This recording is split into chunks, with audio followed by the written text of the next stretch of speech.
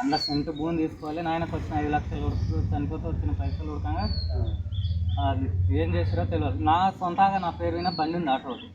అది కొత్తల బండి, అది ఉడకంగా అమ్ముకున్నాను లాస్ట్. అదే హీరోని కాశీరావు ఎవరో మోటార్లు దొంగతనం చేసి అప్పుడు కుదబెట్టిస్తున్నాడు. ఇవాళ సపోర్ట్ చేస్తున్నాడు. వాళ్ళు అడిగే వరకు చీరలేసి ఆ బండి పోయింది. ఆ వెళ్ళ అడిగే వరకు మోటార్లు దొంగతనం అప్పుడే మళ్ళీ అప్పుడే ఆటో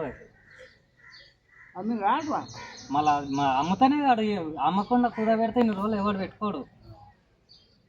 ఎన్ని రోజులు ఆ మోటార్లు దొంగతనమే? 3 నెలలు 2 నెలలు వేసుకో. ఎవడైనా ఒక నెల చూస్తాడు ఆ బండికి. 3 నెలలకు ఎక్కువ. నేను హైదరాబాద్ పోయి 6 నెలలు అవుతుంది. ఇప్పటికి.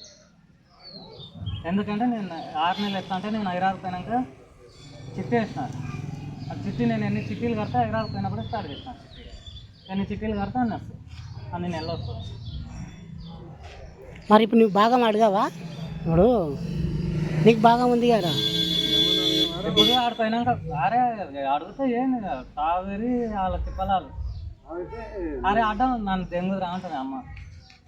అలాంటి వాళ్ళతో మాట్లాడిన ఒకటే ఊపుకున్నారు.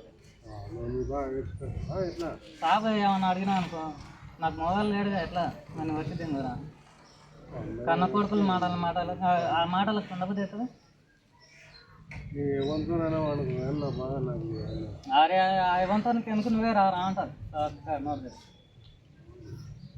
నేను ఇంట్లో నుంచి దాదాపు 8 నెలలు బయటపోయి ఇంతవరకు కాలం అడిగే పెట్టాలి. అయ్యా మొన్న నా ముందర అయితే ఇప్పుడు కొట్టలేదు. మొన్న పిల్ల ఇంటికి వెళ్ళి ఇచ్చినప్పుడు మాత్రం పక్కలో ఫోన్లు చేసి చెప్తున్నాను.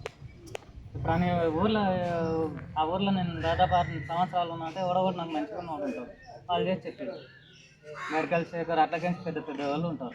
వాళ్ళందరూ నాతో మంచిగా ఉంటారు. వాళ్ళు చెప్పారు. వాళ్ళు చెప్పినాక ఆ రూమ్ కాల్ చేపించి ఏమైనా వస్తే ఇట్లకించి బలం వస్తుంది పోరాని పెట్టుకోండి. అప్పుడు నాకు ఫోన్ చేశారు. వీళ్ళ రూమ్ల నుంచి తీసుకొచ్చినా పెట్టాలన్నా ఉంచాలంటే అన్నా నేను ఇంట్లో లేను, నాకు ఎటువంటి సంబంధం లేదు, మీరు పెట్టుకున్నా పెట్టుకోవాలి, నాకు సంబంధం లేదు ఉంచుకోవాలి అని చెప్పిన.